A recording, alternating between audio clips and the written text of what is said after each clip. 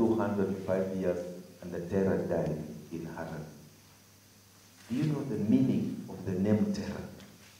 Terah means wasted years. That's what Terah means. So when he died, and then he went and go and sit.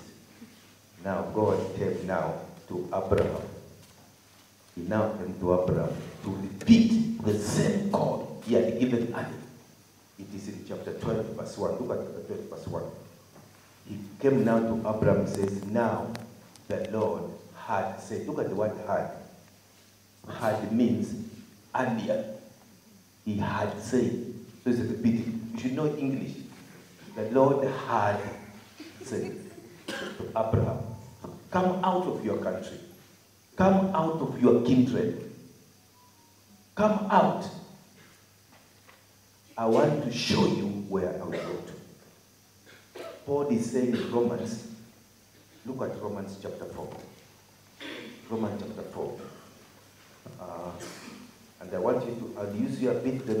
In Romans chapter 4, Paul says that if Abraham has anything to boast about, he can boast, but not before God.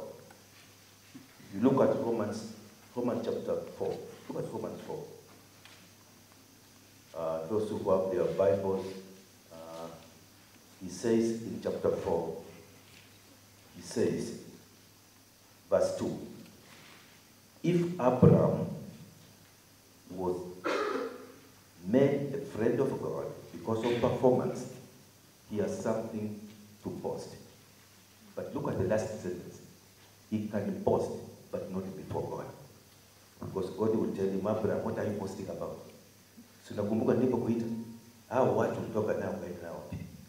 So if Abraham has to boast, he can only boast of what God did, not what he did himself. And he took all this group. You know what happened? When they went to Egypt, he told Pharaoh that this is not my wife, this is my sister. So God will say, do you have anything to boast? When he went with the Lord and they reached on the way, they had family squabbles and they had to part ways. When you look at all this baggage that came with him, Ellen G. White says, they dropped on the way one at a time. Until finally, Abraham was left alone with Isaac. You no longer hear of these people. And the Abraham's faith was wavering while he was still. But it matured at the end when he gave his only son. His faith was not strong. He would go somewhere. God had told him, Abraham, you will have a son. He told him, you can go, you will say. He told Abraham, you will have a son. And Abraham was around 65 years old. So Abraham waited and waited. And then Sarah told him, I think you didn't hear God well. Because we are getting late. We are now 78 years old. I have stopped. My menopause has now come. Are you sure God said it? Abraham said, I heard him say he would give us a son.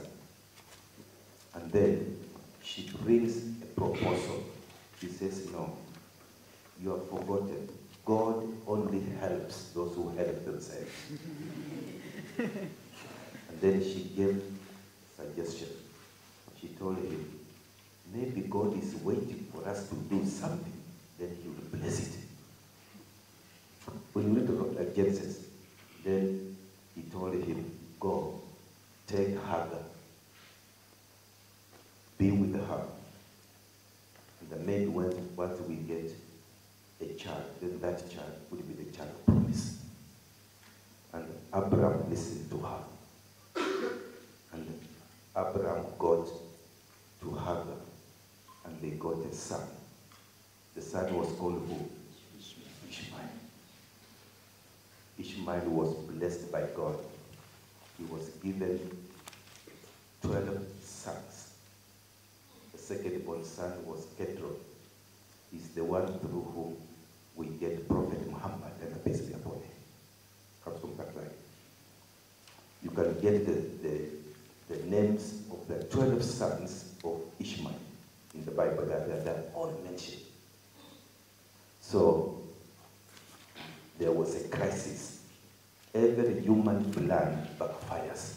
So there was a battle, a war between Sarah and Hagar.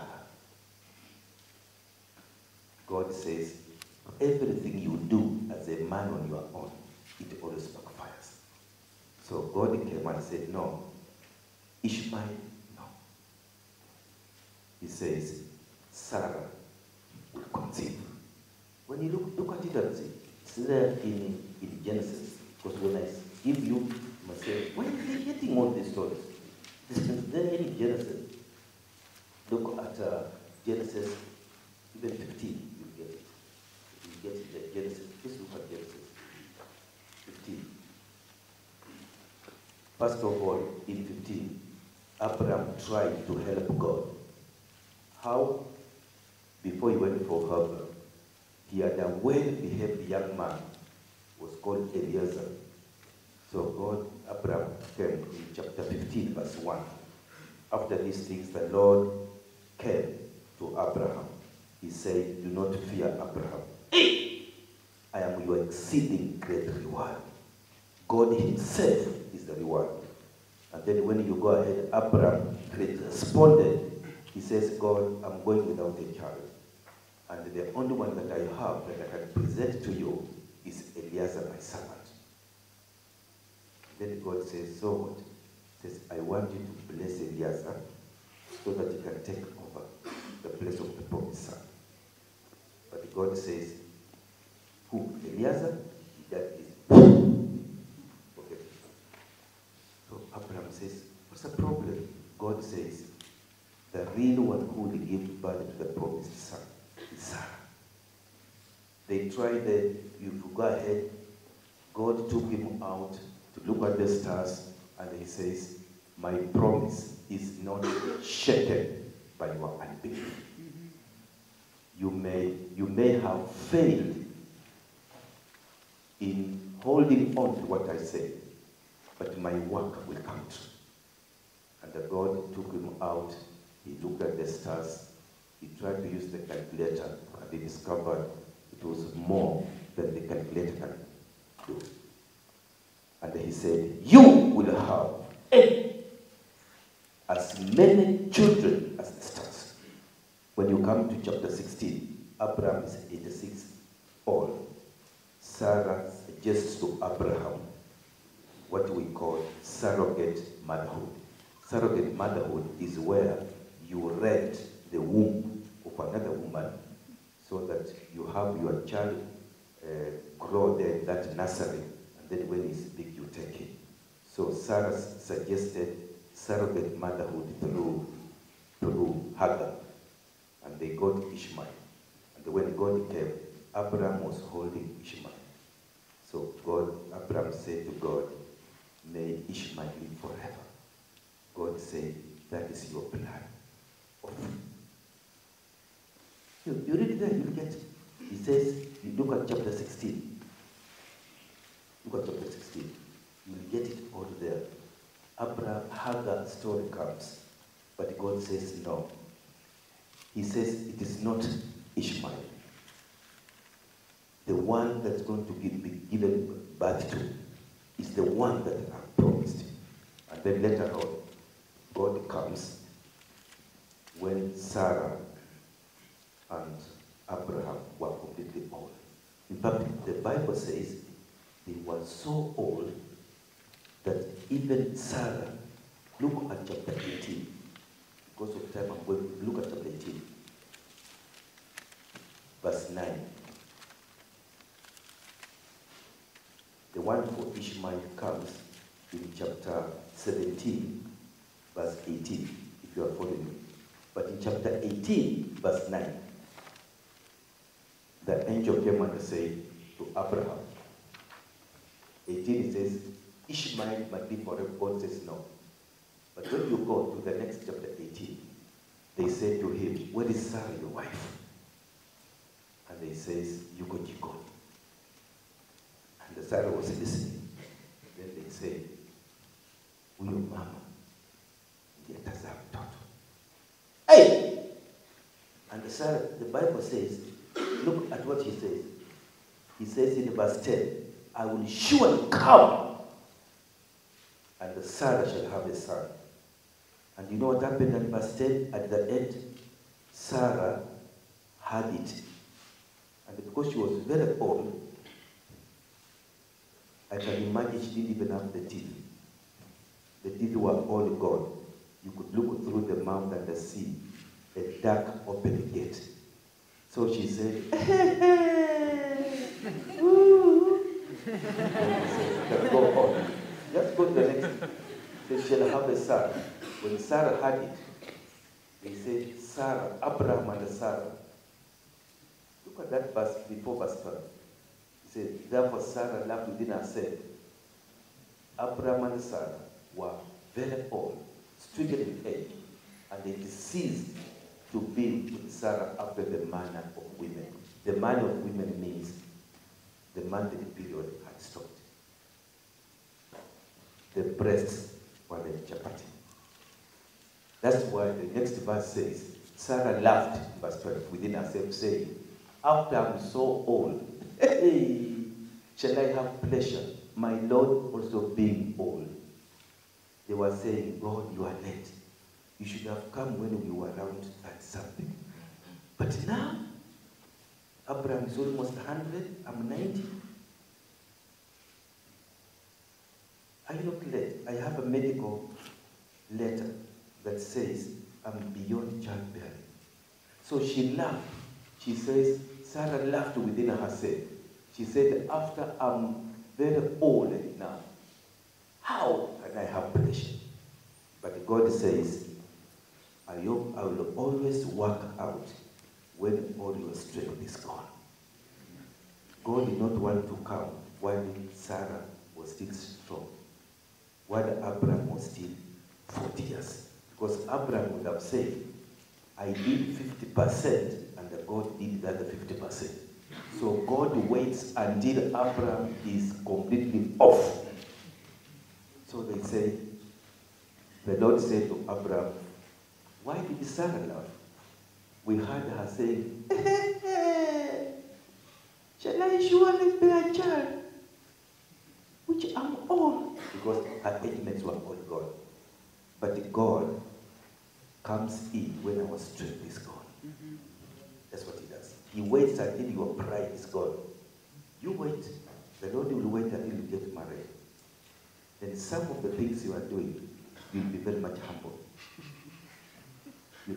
You will not be talking the way you are talking. You will get children. For now, when you look at others who take drugs, you call them names. You wait until you get children. I was in Manila, Manila in Far East. There was one pastor who was very harsh. And I told him, brother, when you talk trembling. He said, no! And after 2 years, I met him. He was very quiet. I said, what happened? He just says, from nowhere, my son takes drugs. Sin is a mystery. Only by looking at God do we get the strength. Amen. Our pride is God himself, not us. So he said to her, why did she laugh? Is anything too hard for the Lord? Is there any stage in life you can reach and be able to say, God can do anything? The Lord, he came to Abraham. Hey! When Abraham was very old. When now he had no more strength. And that's what God does. He will wait until your pride is gone. You will find you are boasting of your academic credentials, that you got an A. Until one time I was in KU, we were with Professor Shuan, and we were dealing with the and encouraging students whose grades are very low. So there was one I remember was assigned to me, so I was talking to him and encouraging him, telling him, you'll make it. Then he says, Pastor, if I even get a D only, that will be enough. I said, no, you'll make it. Your future is not dependent on your grade. So one day, when I came from abroad, I'm on Uhuru Highway. I'm in my car. An old one, KN. No, it was KUD 422. This was a 305. Then I'm passing, there's a jam, and I see a big Mercedes Benz. Hey! Then I know this must be a cabinet minister. So I push aside, and then he comes, and I see the screen, the glass, the window went down. And then the man looks, and he looks at me, and he says, Wamalika? And I say, yes, sir. Then he says, you remember me? I said, no. I don't remember you. Who are you? Then he said, you don't remember me? I said, no. He says, do you remember Douglas? I said, which Douglas? The one that came. I said, oh, yes. He says, and exactly I saw him. He was the one. Then I said, I looked at the vehicle, I looked at him. I could not imagine. Then I said, what happened? He says, well, I'm the CEO of a big company in Africa with the headquarters in Nairobi. And he's the one who has employed. Yeah, he says, I've even employed the ones we work with in Kenya. I said, what happened? He says, what happened? He was the poorest student, but through what I cannot explain, he became the employer of those who got it. And that's what God does. He comes and takes the broken thing, despised, and he makes it great. And one day, you will say, Pastor was right. He takes a Canadian, and then he says, he comes at a time when all your pride is gone. When Abraham was very old, the Bible says they had ceased from the normal. And then Sarah, he asked her, why did you laugh? She said, I did not laugh. He says, you laughed. Then they say, we shall come and you'll be having a child. And then Sarah, after a month, she began walking with maternity dress. The people say,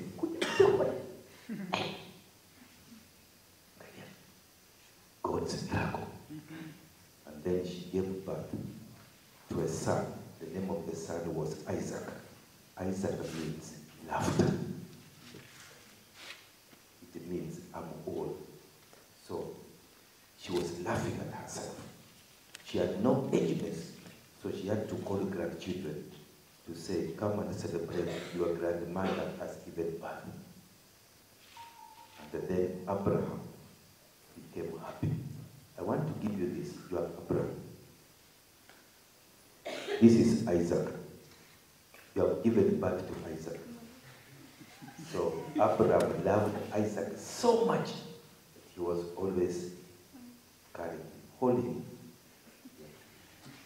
Then he was saying, hey, God is great. Hey. So even if you go to visit Abraham, you know his attention is always on the baby. So even if you come and say, how are you, Abraham? He says, Salama tuwe sema na kulikuwa na kaka. The attention was always here. Even when you tell him, shall we go tomorrow? Tomorrow where? You can go there. And the attention now. 100% of Abraham's attention was on the boy. Even when the boy grew up, akiteleza hivi, Abraham pia anaenda. So all through, this boy is the gift, but the God is the giver of the gift. So Abraham made another blunder. instead of looking at the giver, he put the attention on the gift. So God says, I will teach you. So God came, and he says, Abraham. And Abraham said, yes, I'm hearing you, God. Just speak what you want to do. Abraham said, yes, I'm hearing you. Then he says, I want you to give your son. Then Abraham said, yes, Ishmael, you go Koinje. Ishmael is somewhere there, until when God changed and said, your only son, Isaac. Then for the first time, Abraham now changed from here, and he looked the Lord. Then he said, hey, who? He says, your only son, Isaac. Because the giver of the gift is greater than the gift. The attention is never on the gift. The attention is on the giver of the gift. And you know what Abraham did? He went and offered. When he went to offer the son, he never told Sarah. Had he told Sarah, the story would have changed. So Sarah goes out of the picture. Abraham takes Isaac, they go to Mount Moriah. And over there, when they were going, Isaac asked the father a very tough question. He said, I can give you that question. You can look at it. Genesis 22. He says, verse 7. In verse 7, as they were going, Isaac spoke to Abraham, his father, and he said, my father. And the father said, my son, I'm here. He says, I can see firewood. I can see matchbox. I can see grass. But that last question he asked, where is the lamb for the burnt offering?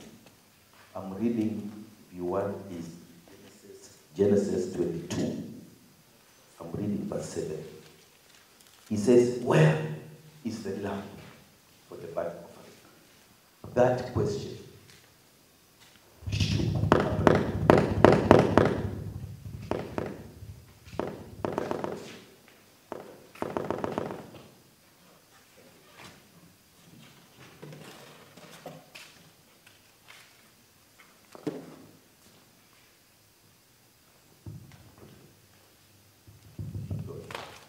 If you take the whole Old Testament from Genesis to Malachi, you take all those books and you squeeze them together into one sentence. The sentence is that statement, where is the burnt offering? If you take the New Testament from Matthew to Revelation, the sentence is, behold the Lamb. The Bible is built on those two. So he said, Father, where's the lamb for the burnt offering? In verse 8, Abraham shook and he said, my son, God himself will provide a lamb for a burnt offering. Then you know what happened? He offered his son. He offered to say goodbye to the existence of his son, that the God may be praised. Abraham's faith matured towards the end. But at no point did God leave him. Because his acceptance before God was not based on what he was doing. His acceptance before God was based on what God the Father was doing. And I want to speak to you this evening. I want to tell you, God is the same yesterday, today, and forever. He takes us in our weaknesses. He takes us in other weaknesses, but he leads us, he carries us, because he himself is God. And I want to speak to you this evening, that Abraham believed in the God who justifies the ungodly. And I want you to go, as Christians, to know that God specializes in the weak. God specializes in the broken pieces. I want to speak this evening to somebody and they say, we have a wonderful God. You know what he did when he took the children of Israel to Babylon? The children of Israel returned back to Babylon and stayed there for 70 years. And you know what happened in the book of Daniel. People always say they went to Babylon for punishment, but I always say no. The children of Israel went to Babylon for evangelism. Because God wanted them to go out and preach, but they could not go. So he now used circumstances to force them to go. And the Bible says, God himself, in Daniel 1, verse 1, he says, it is God himself who brought Nebuchadnezzar. It is God himself who brought the Babylonians. In Daniel 1, if you look at it, Daniel 1, verse 1 and I think verse 2. Quickly, please, quickly, I want to make a point there and then we pray. In the 3rd year of the reign of Jehoiakim, king of Judah, Nebuchadnezzar came, the king of Babylon, to Jerusalem. He came and besieged it. But look at verse 2. When he came, the Lord gave Jehoiakim, king of Judah, into Nebuchadnezzar's hand. So it is God who brought Nebuchadnezzar. And he took everything, he took their Lord's Supper vessels and everything, and they went to Jerusalem, not to Babylon. In brief, you know what happened in Babylon. They stayed there for years, 70 years. God dealt with them through various ways. They could even say, how can we sing a song in the foreign land? Babylon is a drama. God at his best.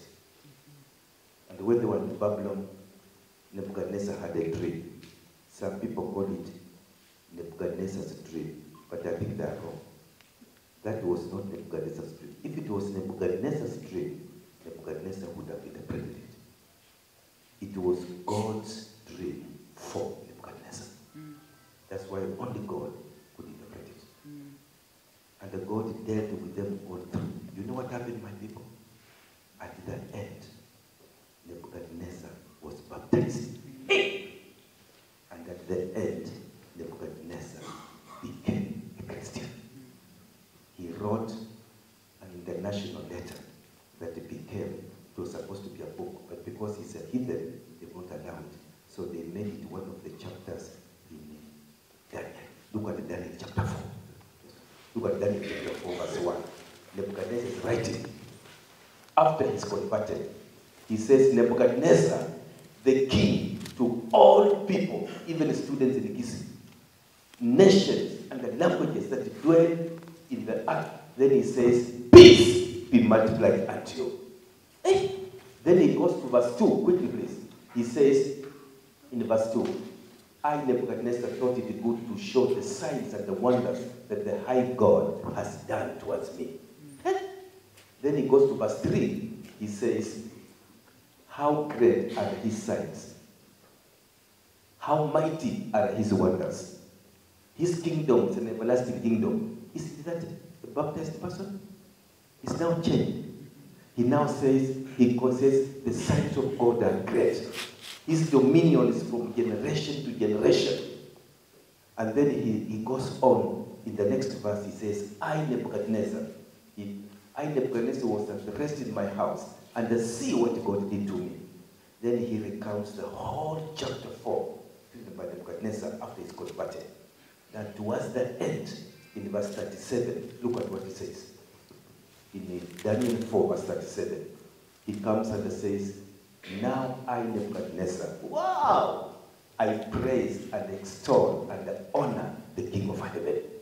You see, he's converted. My brothers and sisters, we shall have Nebuchadnezzar there. We shall have him there. He became, immediately Nebuchadnezzar was converted, God told the children of Israel, now begin packing to go back. And they begin packing to return back to Jerusalem. That's why I'm saying they came for evangelism that lasted 70 years. God takes him. When you go to Psalms 87. My son, do not fear. You are not what people say you are. You are what God says you are. And he says, I will never, ever cast you away. And this evening, I'm dedicating this prayer for you. I want to speak these words to you, that our God is mighty. He knows how to carry us on his shoulders. I want to finish by speaking to somebody. Do not give up. You are not what people say you are.